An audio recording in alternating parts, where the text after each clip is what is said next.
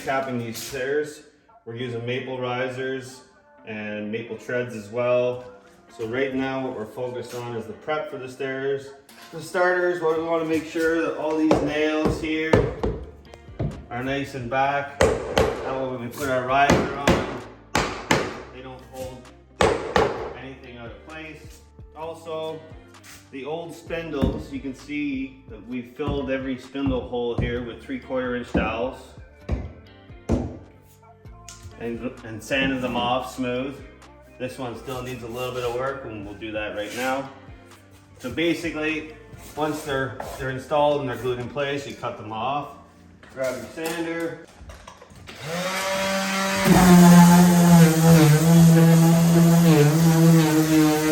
Once you've got the area smooth, feels good.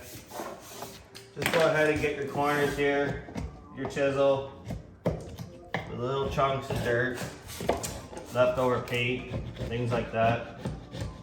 Those little imperfections can cause your tread to stick out from your stringer. So by doing this, you'll get your nice tight finish.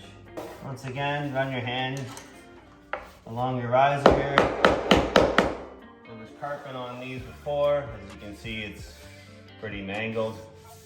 So make sure before you put your risers on, all your little staples.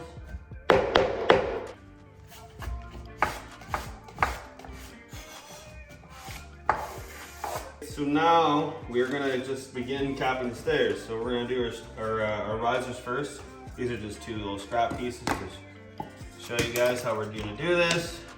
So these are all gonna be painted white, so they're not gonna be stained to match the stairs. So there can be a little more room for imperfections, if you will. Basically, your corners are gonna look something like that, and then different stairs have different finishes. Some customers like mitered corners. This customer is going with these little corner caps. So these are just gonna go on like that and hide all of your cuts, and it all gets stained to finish to match the floor and it'll all look beautiful. Okay, so we've cut our first riser for our first step. If you've noticed, when I cut a piece of material, I keep my offcut, that way I can wrap it around the corner and the grain matches. Because if you're gonna go stain it later, the grains match. If you don't stain it later, that's fine still. Your grains don't match, they don't have to match, but if this is always done, you're always gonna come ahead.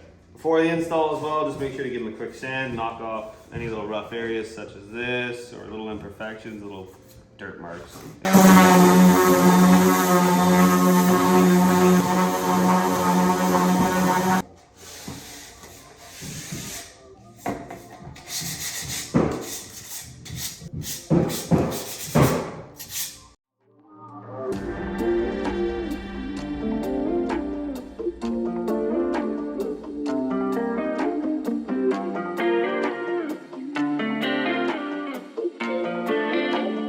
Okay, so now we've got our risers installed on each side here.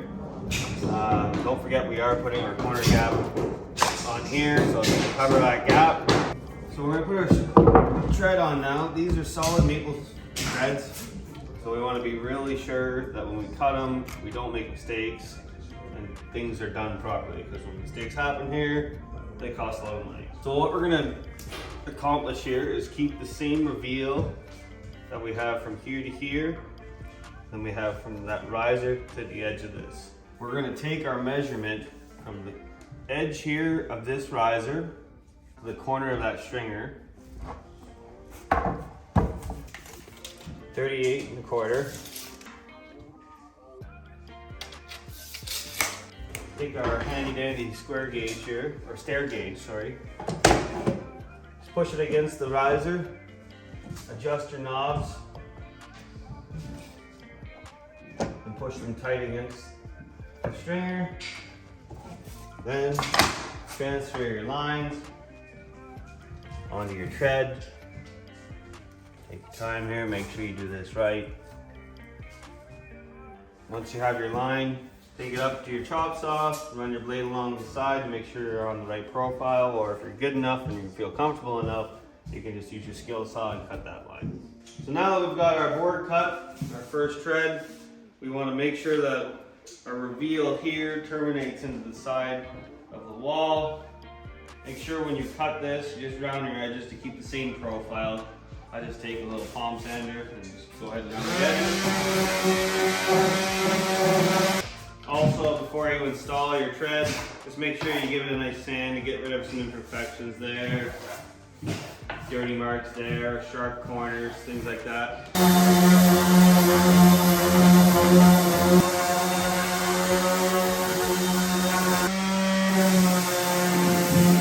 Okay, so we've got our tread sanded here. One trick that I'll teach you is when we go to slide this in against the stringer, what I'm going to do here is take off this edge and round it. It's the bottom side edge. That way, if there's any imperfections in the stringer, this angle will help push this tread tight to that stringer. Take the clamp the piece down, and just go at it with the sander.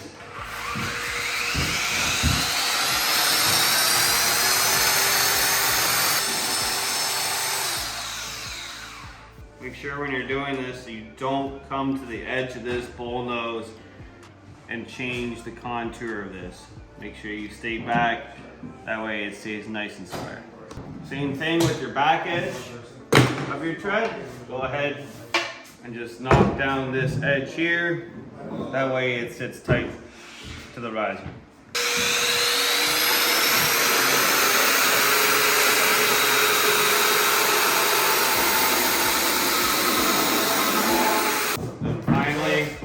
Just sand it a little bit again. Make sure you take off any imperfections.